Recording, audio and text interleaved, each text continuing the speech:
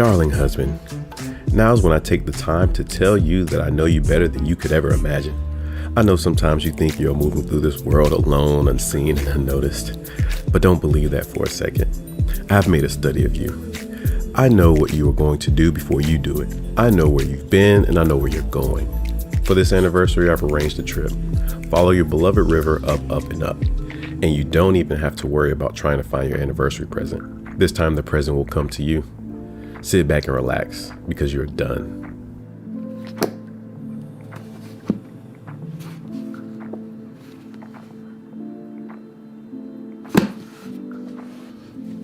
So, first part of the book, so we start off with two separate timelines, right? Or two separate stories. We have Nick, who opens up and is basically reflecting on how him and his wife, Amy, got to Missouri from New York because he needed to go and help his sister Go take care of his terminally ill mother, which Go was also dealing with their father, who was having, I want to say mental issues. I can't remember exactly what the issue was. Yeah, he was having some issues.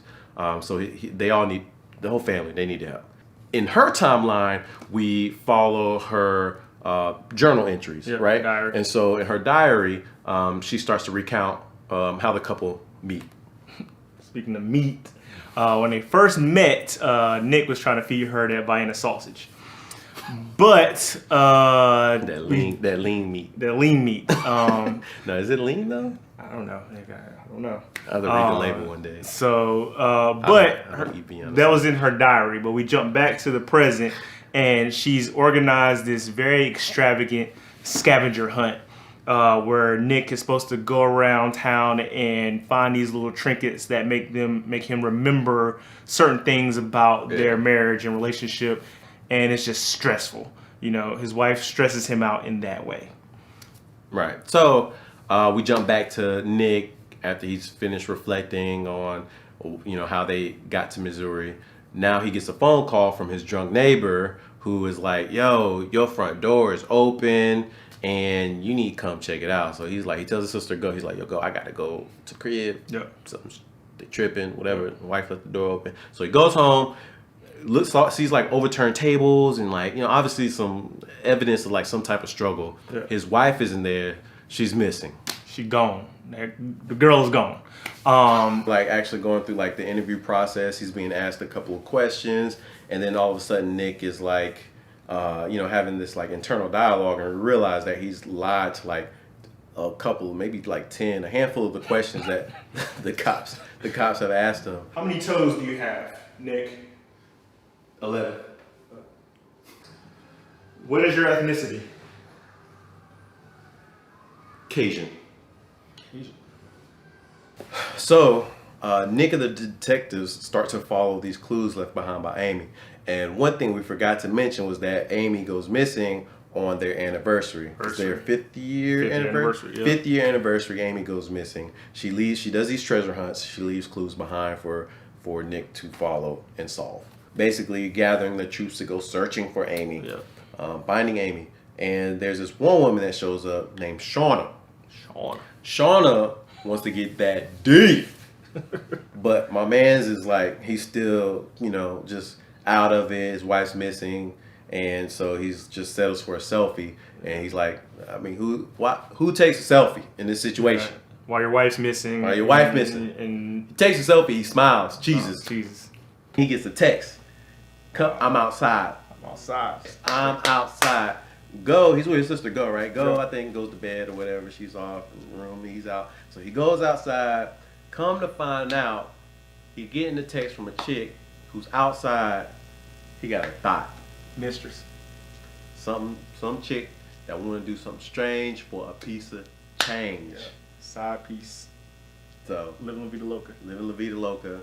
So, you know, he's like trying to figure out, you know, talking to her, right? And like she trying to get some D. Yeah. And he like, "Yo, chill out. I'm might be up for murder or some crazy shit. So like, I'm just trying to figure some stuff out. Like, did you tell anybody about us? Right. Cause this was a secret, you know what I'm saying? And it just looked kind of suspicious." Yeah. "Sure. Oh girl, what happened?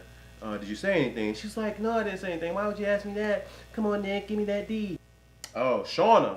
old girl Shauna. Shauna. So the chick that took the picture with him, the selfie, she ends up going on like this Whitney Williams ass show, and is basically like, you know, like talking junk about him, right? Just like defiling his name. Yep. And we, you know, because he took that selfie too, so they got that selfie that connected dots. Yeah, he's just looking foolish. Yeah. So then we go back to the diary, and Nick is just being wonderful. He's being the best husband ever, just showing her all the love and caring, what she basically wanted him to be. However, Amy's like, something is sus about this. Like, why all of a sudden out of nowhere you was being trash, and now you're being great and loving? She takes it because she, you know, she likes the attention, but she's skeptical. Yep. So we end up back with Nick. But he's at the precinct. He's answering more questions with the cops, and then you know, like in the little movies and then shit, like they like, should I have a lawyer? Yeah. No shit, Sherlock. You should have been got a lawyer from day one, but you didn't want to look suspicious. So Nick mom's dies, and Amy comes to him and pitches the idea like maybe this might be a good time to have a baby. So Nick grabs her ass, and he's like, I'm under too much pressure. I can't have no baby right now. He's just so stressed out. So and Go like snatches him up, and they end up like fleeing the scene. So it looks bad, basically. Bad. And so we go back to the diary, and this is after, you know, she pitched the baby, and Nick is just, you know, per her diary, Nick is just a mess, you know, and she feels scared for her life. So she goes down to this like abandoned mall. She meets some low-life thugs, and she's like, you know, trying to purchase a gun because rather than leave him, she's just like, I can just get a gun and that'll make me feel safe. Yeah. Go, after they flee the scene, end up back, I think they're at Go's place, end up back at his sister's place. Basically Go's questioning his innocence. She's like, I'm gonna love you no matter what, but did you do it? And he's like, you really gonna ask me that? I didn't do it, blah, blah, blah, blah, blah. And she's like, okay, whatever, but I still love you no matter what. So basically she's like, yeah, I think you did it. Yeah. But not helping his case, and he ends up stroking the thought in like a watchtower or something somewhere, meets up with her and ends up getting, serving some peen. Almost forgot, the cops confirmed that Amy's blood work proves that she is actually pregnant. So they get to the final clue, which leads him to Go's shed. And so then we jump to the big turn moment in the diary, and it goes from diary to Amy's point of view, and turns out she just is not the Amy that she wrote in the script. This loving woman who wanted to please her husband that was just hit with these circumstances and just tried to weather it. No, she's a master manipulator. She, liked Nick in the beginning, but then he started trying to do his own thing. And I mean, it's Amy's world. You got to do what Amy want to do. And so she's basically written out this way to make it look like, she's one way to kind of set Nick's ass up to basically have to answer for a bunch of crazy shit that she set up. Yeah. Because she's crazy. She a manipulator. Yeah. So basically, Nick is Pinky and Amy is the brain. Amy's the brain. Yeah. And Amy tells us concurrently present day, that she caught Nick ass like the first time that he kissed that thought. And, she was hurt. And then ever since that first time, she been masterminding playing to his life up. Yeah, pretty much. Nick is starting to investigate. So he's starting to do his research, and he's going back and talk to people in Amy's past, and come to find out, this is a reoccurring thing for her. She sets people up whenever they piss her off. Nick's point of view, the cops end up finding the diary and I guess a few other items, so they arrest him. He gets arrested, he gets out on bail, gets back to the house, and is walking around in circles, just trying to figure out his life. Maybe even pondering if Amy came back, he'd choke her to death. And so, guess who knocks on the door? It's Amy. So she's at the door and oh, Nick.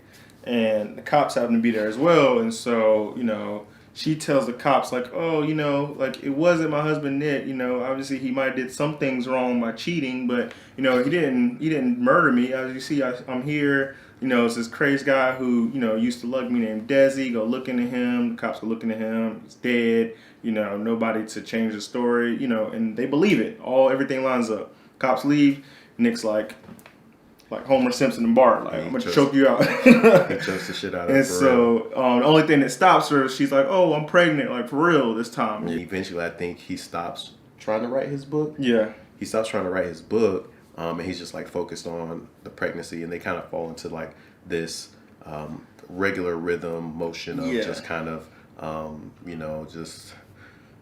just going with the wind. Cohabitation is kind of making it work. But you can tell that there's still like there's like where she's starting to like maybe believe like, oh, maybe everything's okay. Yeah. We're getting Nick's still like, nah, like I really don't trust you. Like I think there's a line at the end of the book. So it goes, here's like the last couple of lines. So we just need to sustain it. Nick doesn't have it down perfect. This morning he was stroking my hair and asking what else he could do for me. And I said, my gosh, Nick, why are you so wonderful to me?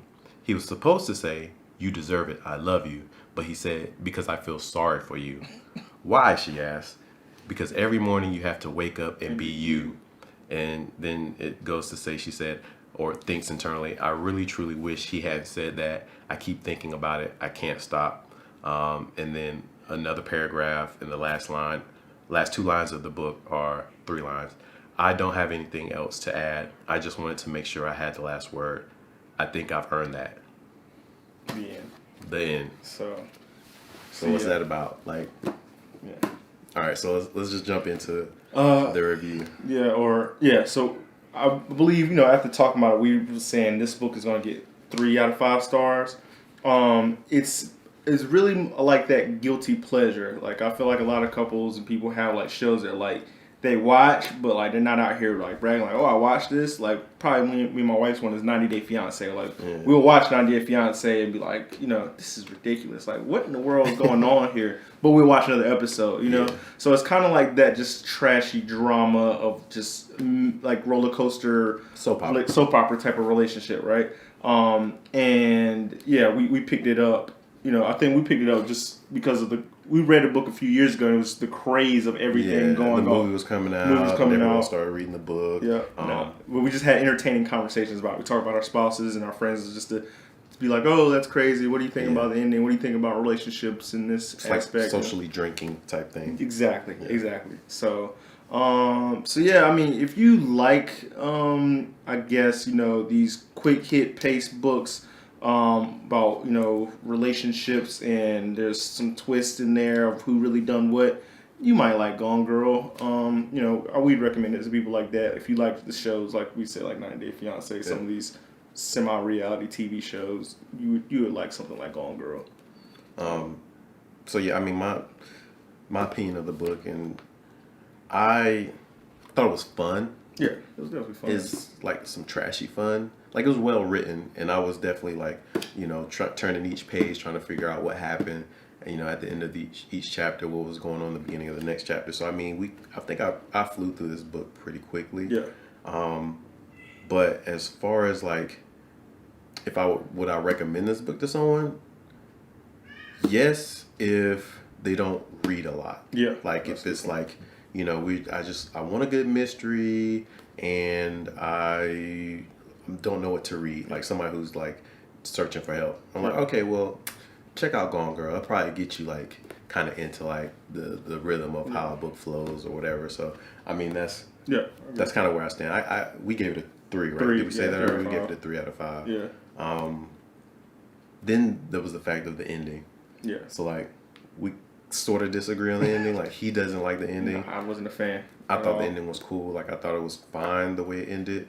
I tend to enjoy endings where I have to kind of imagine what happens. I like when they leave it up to me to kind of create my own ending. Yeah. But it can also be done badly, and for some people, it was done badly in his point of view. It's a 3 out of 5. We recommend you to read it. If you've been under a rock and haven't read this and haven't seen the movie, then check it out. You might like it. Right. But it's not like if we had a Oprah's reading list or who's the other chick that does one now? What's her name? What's the reading list? With the fires, all the little fires. Oh yeah, Reese Witherspoon. Yeah. If we had like a Reese Witherspoon list or something like that, this would not be on it. This is not going to be on it. But mean, it was straight though. It was entertaining. It's entertaining. And if that's all you're looking for, go pick up Gone Girl.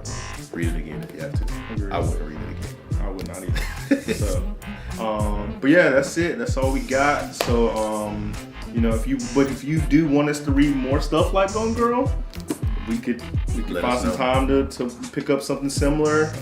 You know, let us know in the comments down below, or any other authors or like Gone Girl. But otherwise, we appreciate y'all taking time to watch this video. You know, comment about what you like below, your favorite part. Make sure you like if you really enjoyed it. Subscribe, hit the notification bell so you can see the next things we're going to review.